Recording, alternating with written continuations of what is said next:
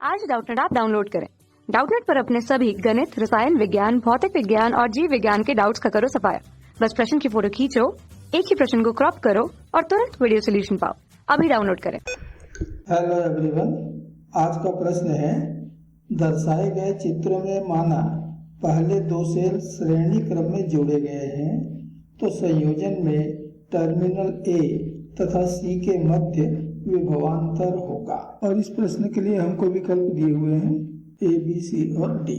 यहाँ से हमें बतलाना है कि कौन सा विकल्प सही होगा। इस संयोजन में सेल E1 का विद्युत वाहक बल सेल के धन ध्रुव से बाहर की ओर ले जाता है तो बाईं तरफ मिलेगा, और इस सेल का विद्युत वाहक बल भी धन ध्रुव से बाहर की तरफ अर्थात बाईं तरफ ही मिलेगा।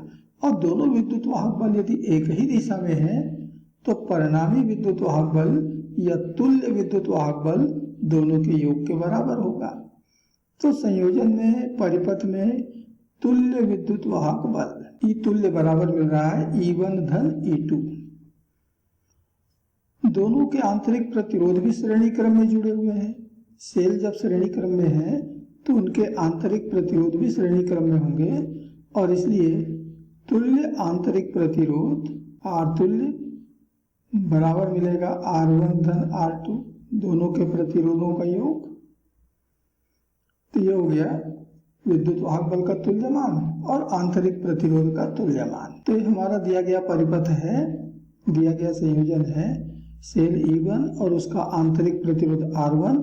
इन दोनों को हमने एक बॉक्स के भीतर बंद कर लिया। यहाँ हमने सेल के आंतरिक प्रतिरोध को अलग से दिखाया है, लेकिन एक बॉक्स के भीतर रखने के पीछे उद्देश्य यह है कि इससे यह स्पष्ट हो जाता है कि यह हमने कोई प्रतिरोध नहीं जोड़ रहा है, ये प्रतिरोध सेल का अपना स्वयं का आंतरिक प्रतिरोध है। अब इसी तरह से E2 और उसके आंतरिक प्रतिरोध को हमने एक बॉक्स के भीतर बंद कर रखा है। और जैसे कि प्रश्न में कहता है कि संयोजन से होकर के धारा I प्रवाहित हो रही है। अब आपको मालूम है कि धारा हमेशा उच्च विभव से निम्न विभव की ओर प्रवाहित होता है, उच्च विभव से निम्न विभव की ओर, और इसलिए R2 का दायां सिरा उच्च विभव पर होगा। इस उच्च विभव को हम H से दिखा रहे हैं और निम्न विभव को हम L से। तो दायां सिरा उच्च विभव पर है अर्थात हाई पोटेंशियल पर, और बायां सिरा निम्न विभव पर है अर्थात लो पोटेंशियल पर, और इसलिए धारा इसके दाएं से बाएं सिरे की ओर बह रहा है। ठीक इसी तरह से सेल का ऋण ध्रुव निम्न विभव पर होगा और धन ध्रुव उच्च विभव पर। तो जो निम्न विभव पर है उसके सामने मैंने L लिख दिया, जो उच्च विभव पर है वहां मैंने H। यहाँ भी धारा जो है इसी प्रकार से बह रही है, ये I धारा इधर भी बह रहा है और बह रहा है दाएं से बाएं सिरे की तरफ। तो दाएं सिरा उच्च पर और बायां सिरा निम्न विभव पर होंगे। इस सेल का भी ऋण ध्रुव निम्न विभव पर और धन ध्रुव उच्च विभव अर्थात H पर होगा। अब यदि हमने निम्न विभव बिंदु से उच्च विभव बिंदु पर आ गए, L से H पर आ गए, इसका मतलब कि आपको विभव में लाभ हो रहा है। निम्न विभव से उच्च विभव पर पहुंच गए हो तो विभव तो आपको ज्यादा मिल रहा है, यानी विभव में लाभ हुआ, और इस कारण इस विभवांतर को हम कहते हैं धनात्मक विभवांतर। जो भी विभवांतर आप पार करोगे L से H जाने में वो धनात्मक विभवांतर होगा। लेकिन इसका उल्टा आप H से L पे गए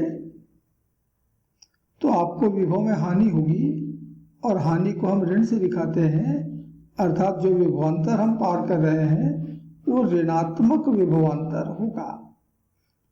उस विभवांतर के आगे हमको ऋण चिन्ह रखना पड़ेगा।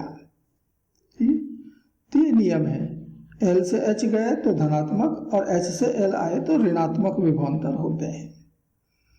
तो इन नियमों का पालन करते हुए हम विभवांतर VAC की गणना चलिए करते हैं। तो विभवांतर VAC का अर्थ है A के विभव में C के विभव का अंतर, VA ऋण VC।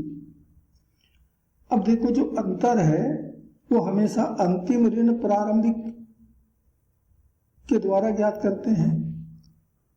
जब भी किन्हीं दो राशियों में आप अंतर निकालते हैं, अंतर, तो यह हमेशा अंतिम ऋण प्रारंभिक के द्वारा निकाला जाता है। वेग में अंतर तो अंतिम ऋण प्रारंभिक, समय में अंतर अंतिम समय ऋण प्रारंभिक समय।